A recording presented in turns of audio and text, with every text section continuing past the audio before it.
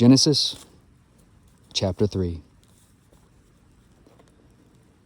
Now the serpent was more subtle than any beast of the field, which the Lord God had made. And he said unto the woman, Yea, hath God said, Ye shall not eat of every tree of the garden?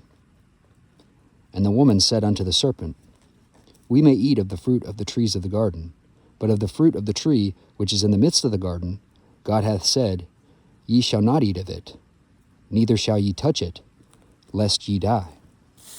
And the serpent said unto the woman, Ye shall not surely die.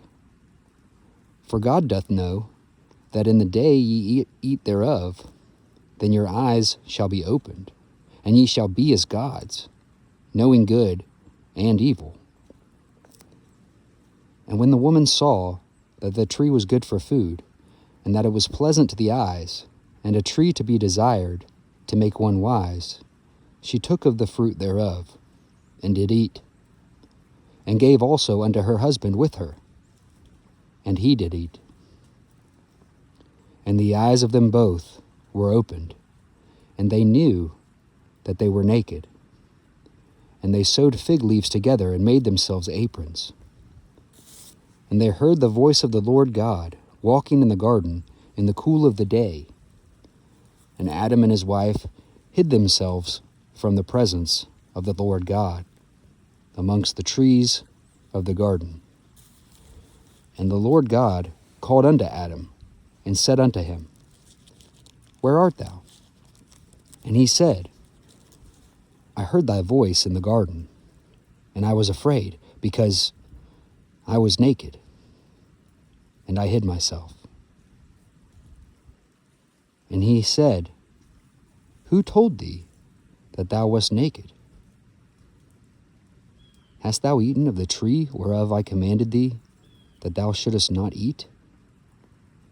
And the man said, The woman whom thou gavest to be with me, she gave me of the tree, and I did eat. And the Lord God said unto the woman, What is this that thou hast done? And the woman said, The serpent beguiled me, and I did eat. And the Lord God said unto the serpent, Because thou hast done this, thou art cursed above all cattle, and above every beast of the field. Upon thy belly shalt thou go, and dust shalt thou eat all the days of thy life. And I will put enmity between thee and the woman, and between thy seed and her seed. It shall bruise thy head, and thou shalt bruise his heel. Unto the woman he said, I will greatly multiply thy sorrow and thy conception. In sorrow thou shalt bring forth children, and thy desire shall be to thy husband, and he shall rule over thee. And unto Adam he said, Because thou hast hearkened unto the voice of thy wife, and hast eaten of the tree of which I commanded thee, saying, Thou shalt not eat of it, cursed is the ground for thy sake. In sorrow shalt thou eat of it all the days of thy life. Thorns also and thistles shall it bring forth to thee, and thou shalt eat the herb of the field. In the sweat of thy face shalt thou eat bread, till thou return unto the ground. For out of it wast thou taken, for dust thou art, and unto dust shalt thou return.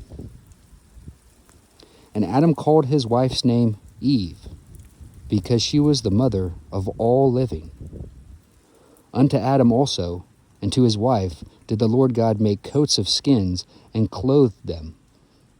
And the Lord God said, Behold, the man is become as one of us, to know good and evil. And now, lest he put forth his hand, and take also of the tree of life, and eat, and live forever. Therefore the Lord God sent him forth from the Garden of Eden, to till the ground from whence he was taken.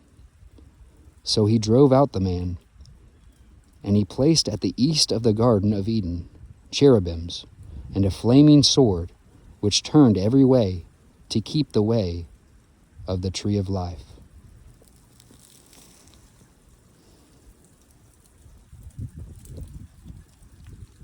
God bless everyone.